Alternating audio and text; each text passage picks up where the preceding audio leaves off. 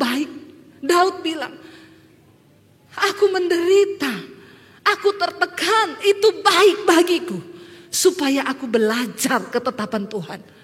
Makanya dia bilang begini saudara, waktu aku takut, aku percaya.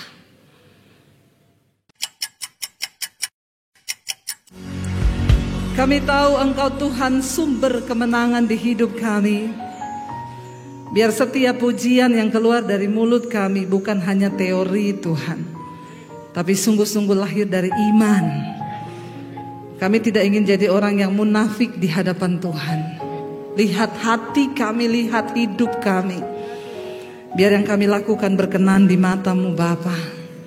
Layakkan setiap kami, urapi hamba-Mu yang tidak ada apa-apanya. Tuhan berbicara bagi kami, sampaikan isi hati-Mu, buat kami mengerti apa yang Tuhan mau untuk kami lakukan hari-hari ini. Terima kasih Bapa, di dalam nama Tuhan kami Yesus Kristus, kami buka hati bagi firman-Mu. Yang percaya Tuhan di tengah kita memberkati kita, mari katakan bersama, amin. Tepuk tangan buat Tuhan. Silakan duduk Bapak Ibu yang terkasih, shalom.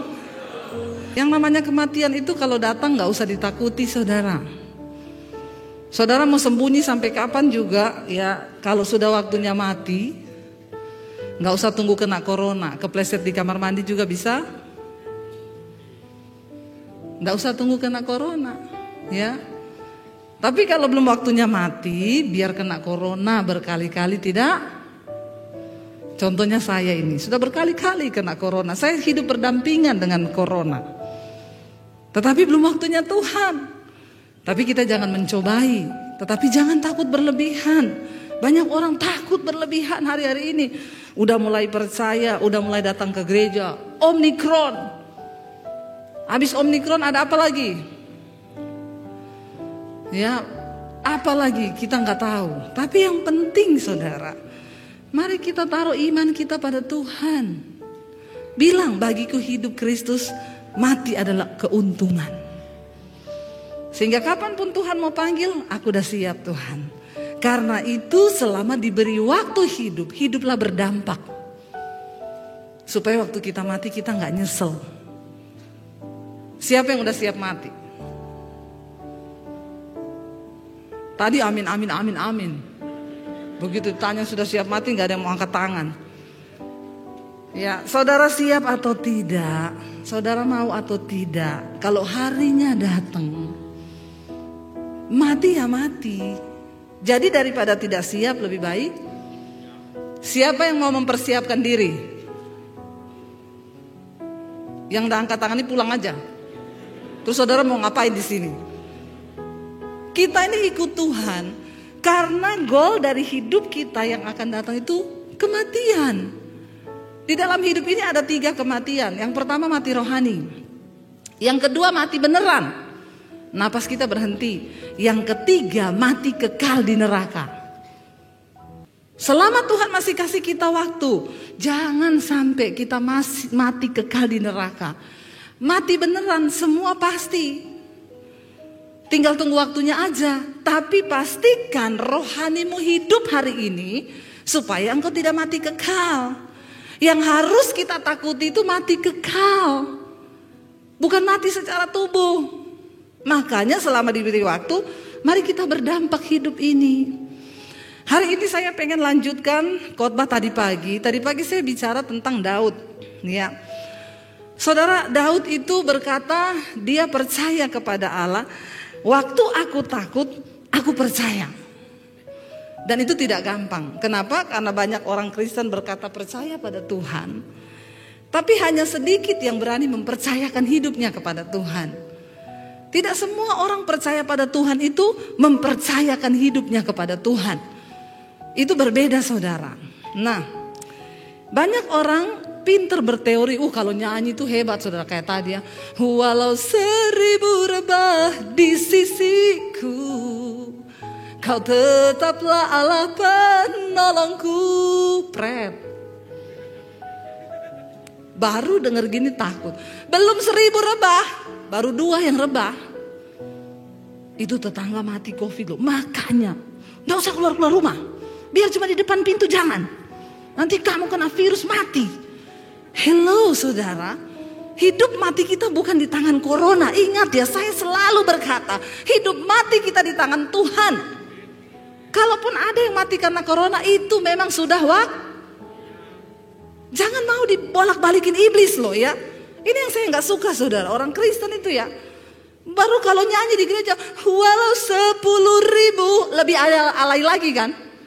Serebah di kananku takkan ku goyah, sebab Yesus sertaku. Malaikat lihat saudara dari surga ini, berat banget lu.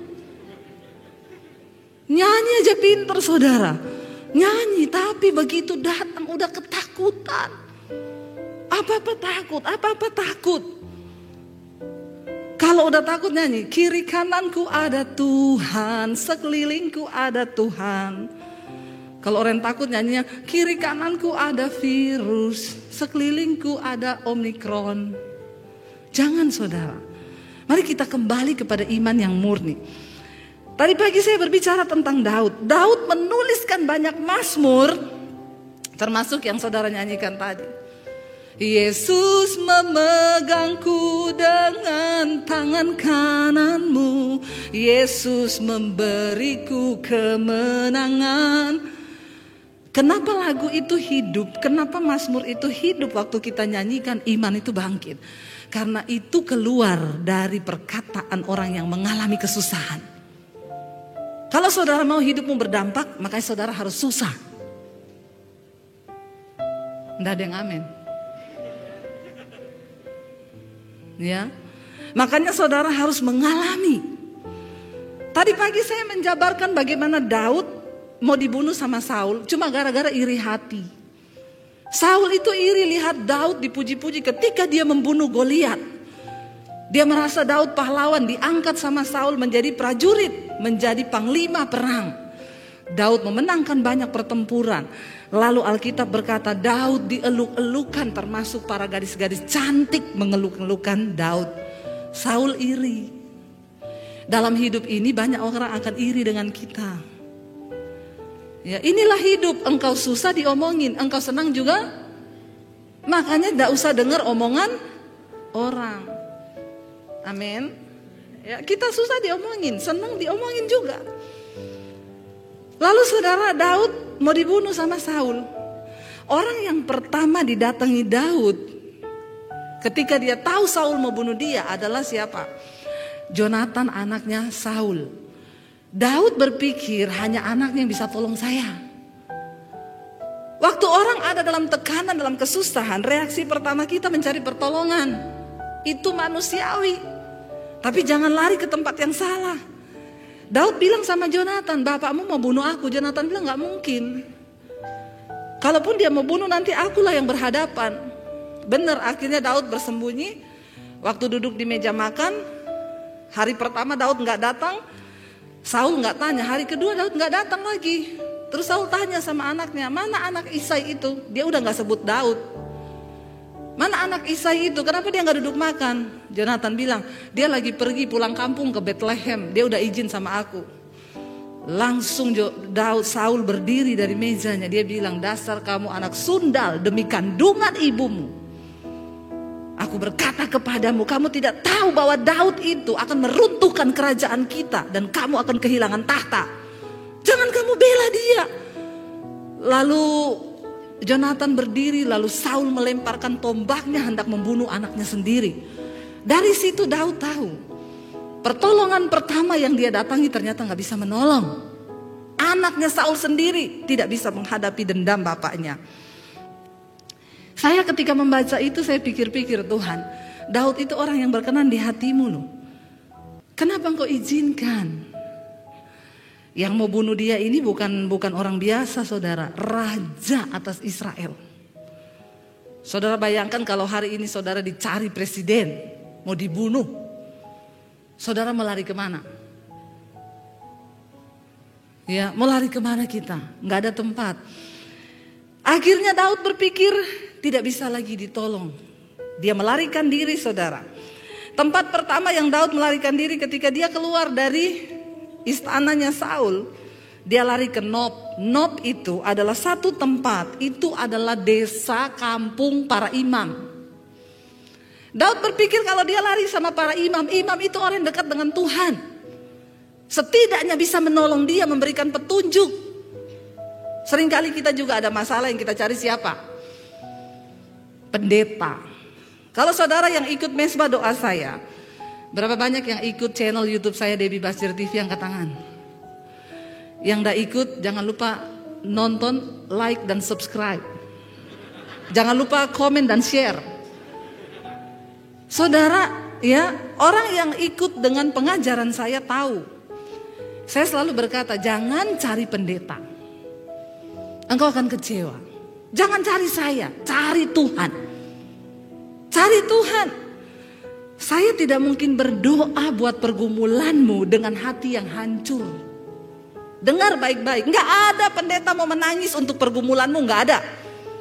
Karena itu doa yang hebat, doa yang didengar Tuhan adalah doamu sendiri di hadapan Tuhan. Makanya saya tidak akan berdoa, ibu-ibu, Bu, doakan suami saya, Bu, Bambang. Doa biar apa, Bu? Biar dia dijamah Tuhan bertobat. Saya bilang tidak bisa dan saya tidak mau berdoa. Kenapa? Saya tidak mungkin menangis buat Bambang. Saya tidak mencintai Bambang. Saya mencintai suami saya Daniel, bukan Bambang. Tidak mungkin saya berdoa sama Tuhan, Tuhan, Bambang, Tuhan. Suami saya lewat, dia bilang, siapa itu Bambang? Cuma gara-gara ibu menitip doa sama saya, rumah tangga saya jadi hancur gara-gara Bambang. Tidak ada nama Bambang kan di sini? Kalau ada pun ya bertobatlah. Saudara, ya, tidak mungkin saya menangis buat suamimu, itu tidak mungkin. Makanya Yesus bilang, tangisi dirimu sendiri. Datang sama Tuhan dengan imanmu. Saya selalu berkata, tidak ada dokter hebat, tidak ada pendeta hebat. Yang ada itu Tuhan yang hebat dengan imanmu yang hebat dan luar biasa. Ayo alami Tuhan sendiri. Engkau punya hak istimewa untuk datang kepada Tuhan. Jangan titip doa. Tapi banyak orang Kristen tuh suka dibodoh-bodohin. Yang mau berangkat ke Israel, tulis doamu, nanti saya doakan di Israel. Emang kalau didoakan di Israel terus Tuhan dengar? Terus kau tidak bertobat, kau tidak datang sama Tuhan, kau tidak dengan hati yang hancur dari Tuhan, cuma titip-titip doa, biar dibawa di Israel, mau didoakan imam di sana, Tuhan tidak akan mendengar kalau bukan engkau sendiri yang datang sama Tuhan. Bilang amin. Buka paradigmamu, buka cara berpikirmu, ikut Tuhan, saudara. Udah cukup main Kristen-Kristenan, cukup main gereja-gerejaan. Kita ada di hari-hari yang terakhir. Masa demi masa kita lihat di depan mata ada krisis yang menanti. Dunia tidak akan semakin baik. Alkitab berkata akan datang masa yang sukar. Perang demi perang sudah kita dengar hari-hari ini. Ayo kita mempersiapkan iman yang benar. Datang pada Tuhan secara pribadi. Jangan titip doa. Saya selalu berkata jangan titip doa. Saya bukan, kadang-kadang suka reseh ya lihat orang Kristen. WA, Bu, titip doa ya, 1. Usaha suami diberkati, keluarga diberkati. 2, anak mau skripsi biar masa depannya lancar, dapat pekerjaan. 3, saya ketawa lihat kayak begini. Dia kira saya pendeta apaan. Tidak ada makelar masuk surga, saudara. Nggak pakai makelar. Ketika seorang perempuan pendarahan 12 tahun mendengar tentang Yesus, imannya timbul. Waktu imannya timbul, dia dengar Yesus berjalan melewati kotanya. Apa yang dia lakukan? Dia ini sudah menghabiskan harta untuk berobat selama 12 tahun pendarahan. Saudara bisa membayangkan 12 tahun pendarahan. Itu waktu yang singkat atau lama? Lama, kalau kredit rumah sudah lunas. Lama 12 tahun. Ketika dia mendengar tentang Yesus, dia mendengar tentang kabar baik bahwa Yesus menyembuhkan, Yesus juru selamat. Lalu dia dengar Yesus lewat di kotanya. Dia datang menghampiri kerumunan orang banyak. Perhatikan saudara, perempuan itu dengan iman berkata, asal ku jamah jubahnya, aku pasti sembuh.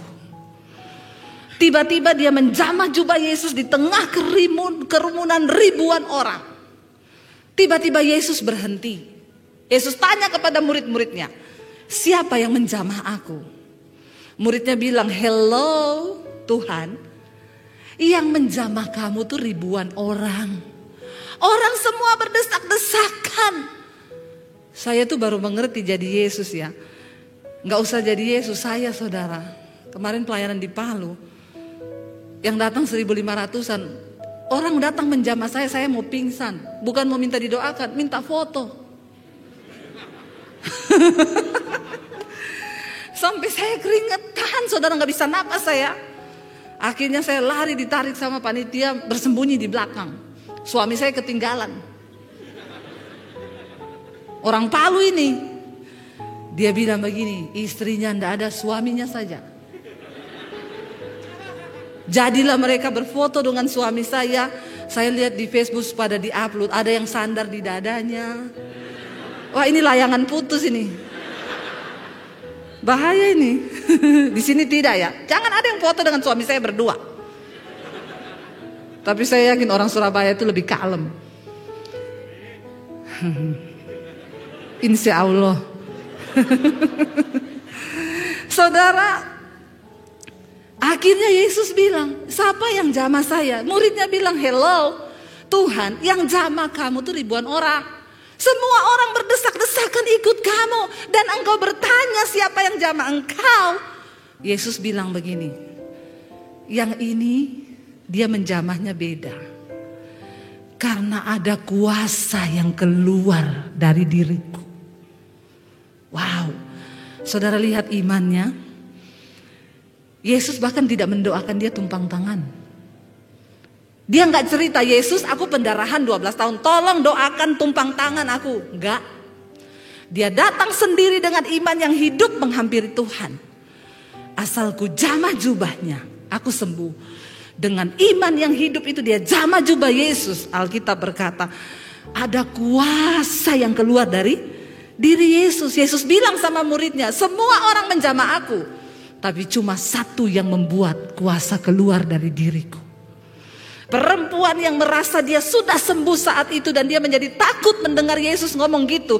Dia angkat tangan, aku Tuhan, aku pendarahan 12 tahun. Dan aku menjamah cuma dengan berkata, asal ku jamah jubahmu, aku pasti sembuh. Saudara, ini gambaran orang Kristen hari-hari ini. Yang ngaku ikut Yesus, percaya Yesus banyak, ribuan orang. Semua datang ke gereja hari Minggu. Tapi yang mengalami kuasa Tuhan cuma sedikit. Hanya mereka yang mau sungguh-sungguh datang dengan iman yang hidup. Dan percaya bahwa kalau aku ketemu Tuhan, aku akan mengalami kuasa Tuhan. Ayo hidupkan imanmu. Terlalu rugi. Kita punya waktu hidup di dunia tidak banyak. Sayang di waktu yang singkat kita habiskan hidup dengan menghabiskan kekuatan, stres, depresi, tertekan. Dan imanmu mati. Saya sudah mendengar banyak kesaksian. Orang-orang yang tadinya hampir bunuh diri. Dia bilang, lalu saya dengar khotbah ibu. Saya mulai mendengar firman. Saya mulai tangkap firman itu. Saya hidupi dan saya imani. Gak jadi bunuh diri, Bu. Bahkan hutang, ekonomi, keluarga, Tuhan pulihkan semuanya. Dan dia mau melakukan hari-hari ini buat saudara. Saya bukan cuma berteori. Saya mengalami Tuhan. Awal pandemi, kita sudah mau jual rumah Jakarta, pulang ke Solo. Saya bilang sama suami saya, kita gak tahu keadaan ke depan. Yang terburuk, kita jual rumah Jakarta, kita pulang ke Solo. Bersyukur masih ada yang bisa dijual. Dulu gak ada yang bisa dijual. Saya tidak punya simpenan, ya, gak punya emas batangan. Saya punya emas satu tok, Mas Daniel, 70 kilo. Sekarang berapa saya? 80 ya, naik 10 kilo. Tapi kalau emas batangan makin naik makin mahal. Kalau ini tidak, makin naik makin turun harga. Mas Joko, Mas Bambang itu turun harga itu. Ya, tidak ada yang bisa saya jual dulu. Sekarang saya bilang, kalau kita nggak bisa apa-apa, kita bisa jual rumah. Ada rumah yang bisa kita jual. Tapi saya bilang sama suami saya, Tuhan yang menolong kita di masa yang lalu, Dia juga sanggup menolong kita hari ini. Kenapa? Karena keadaan bisa berubah, tapi Tuhan tidak pernah berubah. Kuasanya tidak pernah berubah, mujizatnya tidak pernah berubah. Dari ribuan tahun yang lalu sampai hari ini Dia masih bisa melakukan itu. Saya cuma taruh iman. Dan saya mau bersaksi sama saudara, benar, kita gak jadi jual rumah, malah beli rumah, bangun studio. Maret ini saya peresmian studio. Apa yang Tuhan buat itu luar biasa. Bukan cuma Atta Halilintar bangun studio, Debbie Basir TV juga bangun studio. Tuhan ajaib, Dia sanggup membalikan keadaan. Bahkan di tengah masa pandemi kita bisa bantu 15 gereja di pedesaan untuk membangun. Beberapa sudah selesai, yang lain sedang dalam pembangunan. Wow, apa yang Tuhan buat itu gak pernah kita bisa pikir. Jangan batasi Tuhan dengan cara berpikir. Ketika Daud datang di Nob, itu kampung para imam. Dia berharap akan mencari pertolongan kepada hamba Tuhan. Waktu dia ketemu dengan imam itu di 1 Samuel 21 ayat yang pertama. Sampailah Daud ke Nob kepada Ahimelek, imam itu. Dengan gemetar Ahimelek pergi menemui Daud dan berkata kepadanya, mengapa engkau seorang diri dan tidak ada orang bersama dengan engkau? Daud datang masuk sendiri ke rumah imam. Lalu saya gak tahu kenapa Daud berubah pikiran. Mungkin tadinya dia mau minta didoakan, atau dia mau minta petunjuk dari imam ini. Ketika imam tanya kepada dia, ayat 2, Daud berbohong kepada imam. Dia bilang gini, jawab Daud kepada imam Ahimelek, raja menugaskan sesuatu kepadaku. Katanya kepadaku, kata raja, siapapun juga tidak boleh mengetahui sesuatu hal dari yang kau suruh kepadamu dan yang kutugaskan kepadamu. Sebab itu Daud bilang, orang-orangku saya suruh tunggu di satu tempat. Padahal kan itu bohong. Lalu Ahimelek bilang, oh ya, jadi apa yang bisa aku lakukan bagimu? Mungkin tadinya Daud mau minta didoakan atau dia mau cerita. Tapi pada akhirnya dia juga gak bisa percaya kepada imam. Siapa tahu imam bocorkan. Kalau ketahuan Saul dia ada di situ, maka Saul akan mencari dia dan membunuh dia. Di tengah keadaan yang menakutkan, orang bisa berubah pikiran. Daud udah buta matanya, dia bilang, iya saya ini lagi ditugaskan raja, jadi gak boleh ada yang tahu keberadaan saya. Gini aja imam, saya minta roti deh. Yang tadinya dia mungkin meminta didoakan, akhirnya jadi minta roti. Imamnya bilang, saya tidak punya roti biasa, yang ada roti kudus yang harus dipersembahkan untuk Tuhan. Tapi ini rotinya ini kemarin sudah dipersembahkan, nah mau diganti, mau diturunkan, diganti yang baru. Nah yang diturunkan ini kamu minta berapa? Daud bilang beri saja 5 potong. Lalu imamnya kasih. Udah mau pulang Daud tanya, ada senjata apa di rumahmu? Daud ini udah agak begini kali, masa dia datang ke rumah imam cari senjata?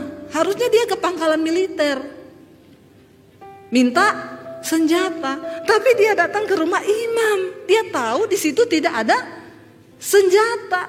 Dia berkata, saudara, kalau saudara lihat di ayat yang berkatalah Daud kepada Ahimelek, ayat 8, 1 Samuel 21.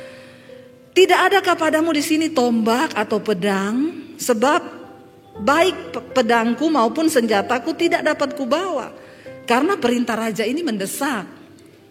Dia nggak sempat bawa pedang, nggak bawa apa-apa. Kemudian berkatalah imam itu, ada pedang Goliat yang pernah kau kalahkan dulu, ditaruh di sini, terbungkus dengan kain.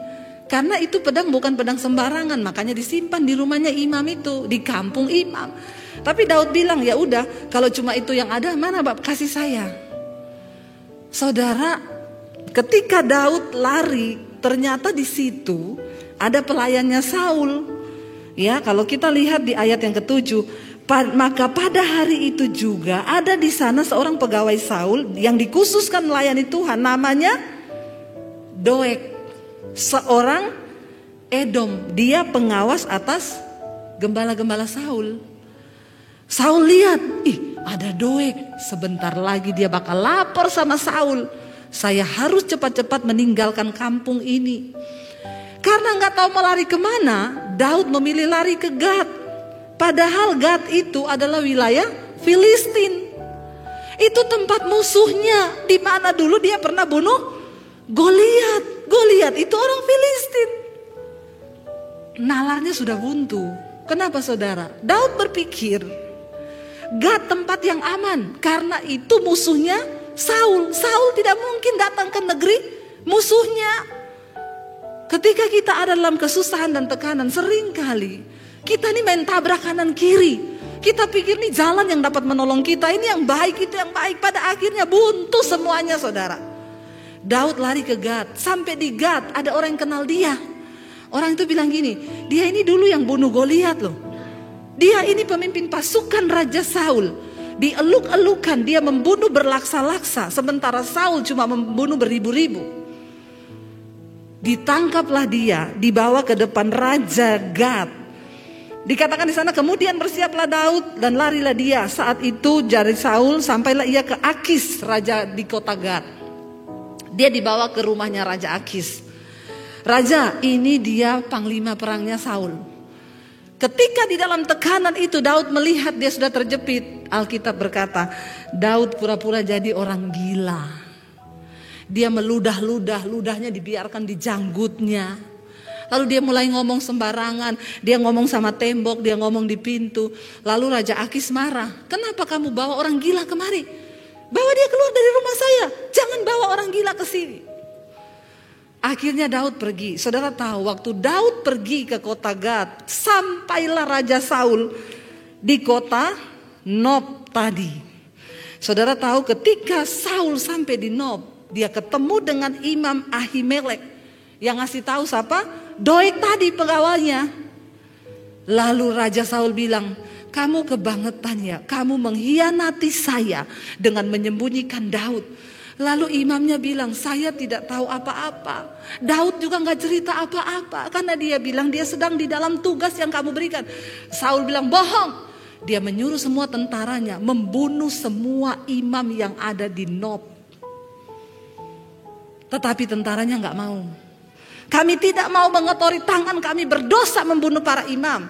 Lalu Saul menyuruh Doeg tadi anak buahnya, habisi. Dia membunuh pada hari itu juga 85 orang imam di kota Nob. Gara-gara Daud.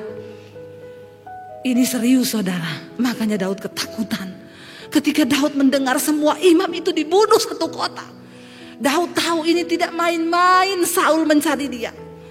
Di dalam pelariannya dia mencoba ke sini ketahuan, ke sana ketahuan.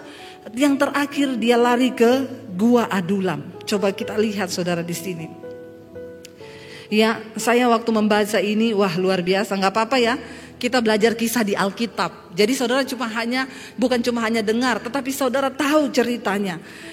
Di dalam 1 Samuel 22 ayat yang pertama, judul perikopnya akhirnya ketika Daud lari ke Nob, semua imam dibunuh, dia lari ke Filistin di Gad, akhirnya dia sampai lari di Gua Adulam. Di dalam tekanan, di dalam penderitaan, ketakutan, ada ayatnya dikatakan maka Daud takut sekali ketika dia mendengar Saul dengan dendamnya saudara mencari dia. Kita baca ayat yang pertama, 1 Samuel 22 ayat yang pertama. Lalu Daud pergi dari sana dan melarikan diri ke Gua Adulam. Ketika saudara-saudaranya dan seluruh keluarganya mendengar hal itu, pergilah mereka ke sana mendapatkan dia. Ayat yang kedua, berhimpunlah juga kepadanya apa? Setiap orang yang dalam kesukaran, setiap orang yang dikejar-kejar piutang, datang sama dia di situ. Setiap orang yang sakit hati, maka ia menjadi pemimpin mereka. Bersama-sama dengan dia ada berapa? 400 orang. Saudara bisa bayangkan. Saya yakin pergumulan hidupmu yang kau hadapi hari ini tidak seberat Daud. Dia mau dibunuh Raja Israel. Dia lari sembunyi di gua. Saudaranya tahu, datang sama dia. Daud ini harus menyelesaikan masalahnya sendiri. Keluarganya datang. Ya, ini kan berarti nambah masalah kan? Orang tuanya datang, keluarganya datang. Bukan cuma itu saudara, dikatakan berhimpunlah juga kepada dia di dalam gua itu orang-orang yang dalam kesukaran. Karena dikejar-kejar debt collector. Saudara, orang dikejar debt collector itu, siapa di sini yang pernah dikejar debt collector? Nggak usah malu. Itu kesaksian loh. Nggak ada yang dikejar debt collector sini? Enggak Bu, cuma utang online. Pinjol. Ya, Bapak pernah ya? Saya pernah Pak, dikejar debt collector Pak. Pernah saya. Saya bukan tidak pernah. Ya, pernah. Karena memang sudah nggak bisa bayar cicilan rumah, saya gesek kredit card untuk bisa bayar rumah. Saya gesek tunai. Bunga berbunga. Nggak ada uang untuk bisa bayar. Semuanya berhenti, mandek, rumah saya terancam ditarik, bahkan utang kredit card semakin bertumpuk. Debt collector datang di rumah teriakin saya, "Hei, pendeta nggak tahu malu nggak bayar utang." Saya cuma bilang, saya bukan nggak mau bayar, saya mau bayar. Tapi memang saya lagi kesulitan keuangan. Nggak usah bilang begitu, jual rumah buat bayar utang. Justru rumah saya ini lagi bermasalah juga. Nggak cukup sampai di situ. Dia hubungi semua gereja yang undang saya. Itu pendeta Debbie Basir ya, bilang sama dia bayar utang. Orang yang tahu saudara, beberapa orang yang tahu, bahkan ada yang orang kaya yang kenal saya. WA, "Bu, ibu ada utang ya?" "Kok tahu?" "Itu debt kolektornya SMS ke gereja." "Iya Bu, doakan ya." "Iya Bu, kalau ada uang bayar aja." Enggak bilang gini, "Berapa Bu, saya bantu." Enggak. Boro-boro. Berharap manusia kecewa. Saya nangis saudara, ditelepon beberapa gereja, saya dipermalukan. Saya masuk di kamar, saya nangis, "Tuhan, aku nih hamba-Mu loh. Aku nih hamba-Mu Tuhan. Kenapa Engkau biarkan aku dipermalukan? Di mana harga diriku? Sebagai hamba Tuhan saya gak bisa bayar utang. Bukan untuk seneng-seneng beli barang mewah. Bukan untuk cicilan rumah dan kebutuhan hidup." Tuhan jawabnya apa? "Kalau aku izinkan itu terjadi, kamu mau apa? Biar harga dirimu hancur. Jangan pertahankan harga dirimu. Kamu harus dikosongkan." Saya bercucuran air mata ngomong, "Iya Tuhan, hancurkan aku. Asal itu Engkau pandang baik, Engkau lihat itu berkenan di mata-Mu. Biar aku dipermalukan, biar dagingku habis lenyap." Tidak mudah saudara.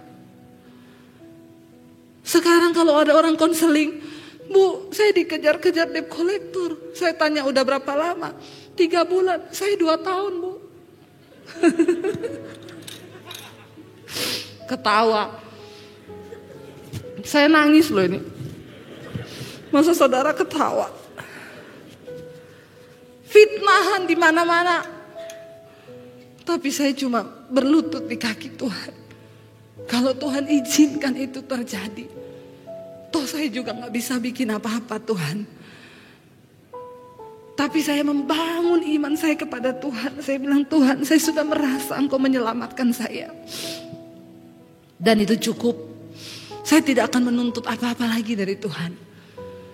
Tapi saya mau bersaksi sama saudara, hari ini saya melihat bagaimana Tuhan membalikan semua keadaan.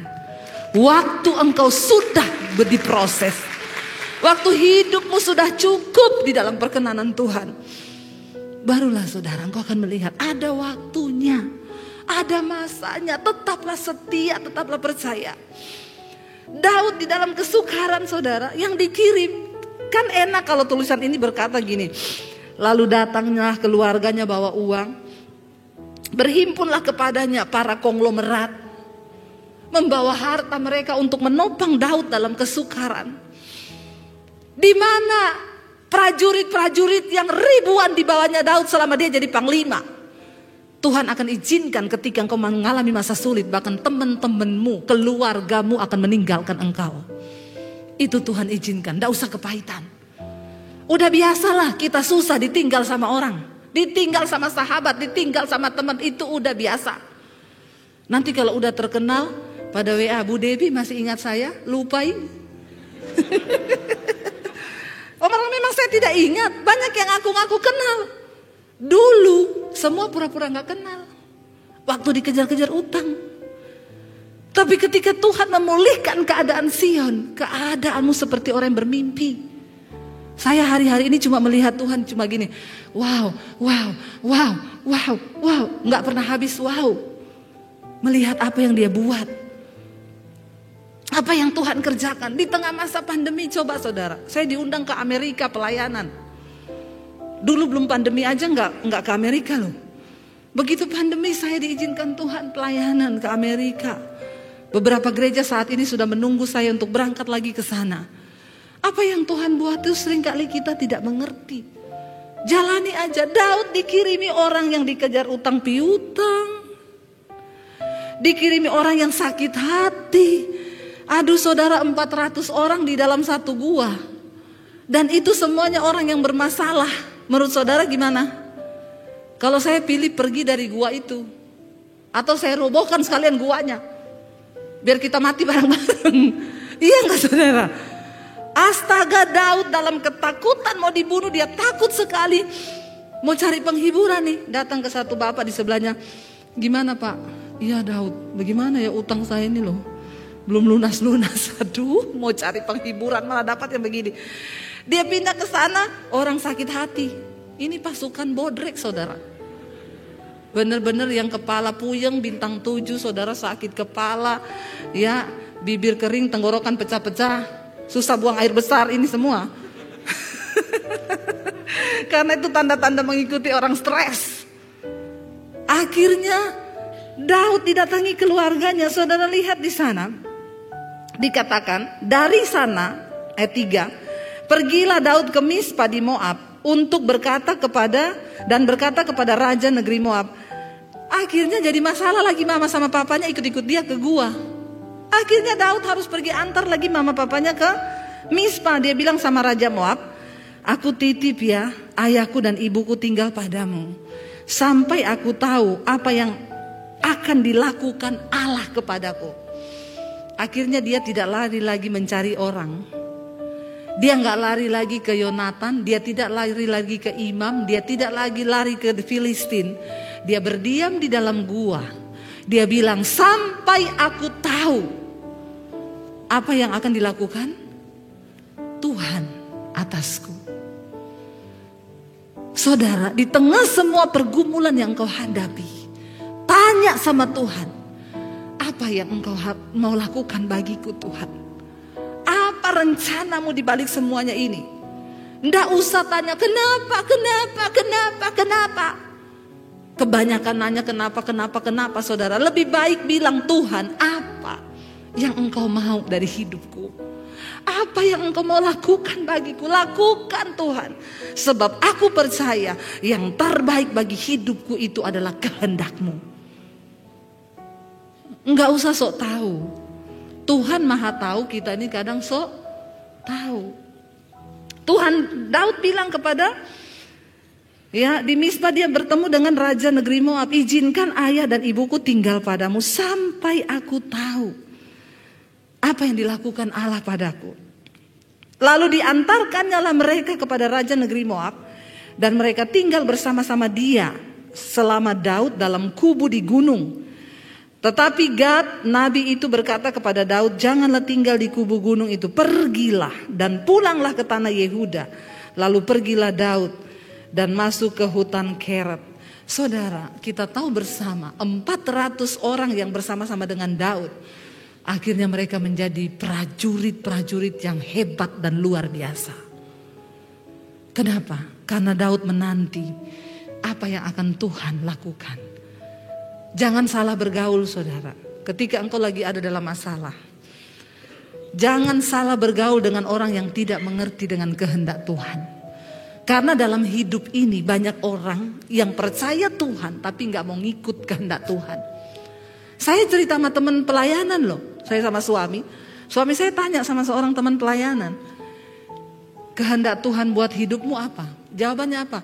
Nggak usah ngomong-ngomong kehendak Tuhan lah, pokoknya jalani aja apa yang ada sekarang. Ngeri loh, itu pelayan Tuhan. Selama kita diberi hidup di dunia ini, mari kita mengejar apa yang menjadi kehendak Tuhan atas hidup kita.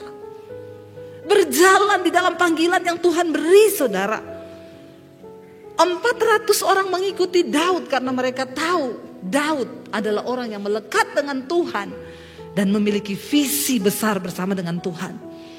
Ini yang benar-benar jadi sahabat yang mengikuti ketika dalam kesukaran. Kalau waktu kita sudah diberkati, kita sudah terkenal, orang mau ngikut, itu palsu. Tapi ketika kita susah, ada yang mengikuti kita dari masih kita susah, itu sahabat sejati, saudara. Karena dia tahu benar siapa kita. Saudara, Daud berkata, sampai aku tahu apa yang akan dilakukan Tuhan terhadap aku. Dia enggak ngomong gini, nanti ya saya beresin dulu nih. Pokoknya kalau Saul sudah beres, saya jemput mama papa saya. Enggak. Sampai aku tahu apa yang akan Tuhan lakukan atas hidupku. Saudara, sudahkah engkau tahu apa yang akan Tuhan lakukan atas hidupmu hari ini? Kalau belum, bertanyalah, Tuhan, apa yang engkau mau dari hidupku? Apa yang engkau mau, Tuhan? Beritahukan kepadaku. Aku tidak ingin hidup jadi Kristen yang seperti ini terus. Apa yang Tuhan mau? Beritahukan. Dan aku mau menjalani setiap proses itu, supaya aku berkenan. Orang yang berkenan di hadapan Tuhan adalah orang yang diproses oleh Tuhan. Dan dia membuktikan kemurnian imannya dengan dia terus hidup berkenan kepada Tuhan. Saudara, kita tidak akan pernah mungkin berkenan kalau kita gak mau diproses. Hari ini, kalau engkau sedang ada di dalam proses Tuhan, jalani, syukuri. Karena hidup ini bukan cuma tentang yang enak. Ikut Tuhan itu bukan cuma tentang mujizat. Ikut Tuhan itu bukan cuma tentang engkau dilepaskan dari masalah. Ikut Tuhan bicara tentang bayar harga. Dibentuk, sakit, menderita, dagingmu dihabisi. Baru engkau bisa berkenan di hadapan Tuhan. Saya berdoa hari ini kalau ada saudara yang belum diproses, biar diproses sama Tuhan. Bilang amin. Bilang, proses aku Tuhan. Itu baik. Daud bilang, aku menderita, aku tertekan, itu baik bagiku, supaya aku belajar ketetapan Tuhan. Makanya dia bilang begini, saudara, waktu aku takut, aku percaya. Coba kita buka tadi Mazmur 56. Ya, ini yang Daud katakan ketika dia berada di Gad, lalu dia ditangkap, saudara, oleh tentara Filistin. Judul perikopnya di sana, kepercayaan kepada Allah dalam kesusahan. Dikatakan di sana ayat yang pertama, untuk pemimpin biduan menurut lagu merpati di pohon-pohon tarbantin yang jauh. Miktam dari siapa? Daud, ketika orang Filistin menangkap dia di Gad. Daud menulis Mazmur ini saat dia ditangkap. Dia bilang apa? Kasihanilah aku ya Allah, sebab orang-orang menginjak-injak aku sepanjang hari. Orang-orang memerangi dan mengimpit aku. Seteru-seteruku menginjak-injak aku sepanjang hari. Bahkan banyak orang memerangi aku dengan sombong. Waktu aku takut, aku ini percaya kepadamu. Ayat 5, kepada Allah yang firman-Nya kupuji. Kepada Allah aku percaya, aku tidak takut. Apakah yang dapat dilakukan manusia terhadap aku? Waktu dia ditangkap oleh tentara Gad, itu istilahnya nyawanya di ujung tanduk. Tapi dia memilih untuk meneguhkan hati dan berkata, waktu aku takut, aku percaya. Saya undang para imam musik, saudara. Hari ini mari kita mau membangkitkan iman kita di hadapan Tuhan, saudara. Biar kita mau berkata, Tuhan, mungkin hari ini kami takut, tapi kami memilih untuk percaya. Mari kita mau berkata kepada Tuhan hari ini, Kau-lah Tuhan yang berjanji. Dan ketika Engkau berjanji, tidak sedikit pun Engkau ingkari janji-Mu, Tuhan. Kami percaya itu, Bapa. Karena janji-Mu itu teruji, firman-Mu itu terbukti. Mari kita bangkit berdiri bersama, saudara.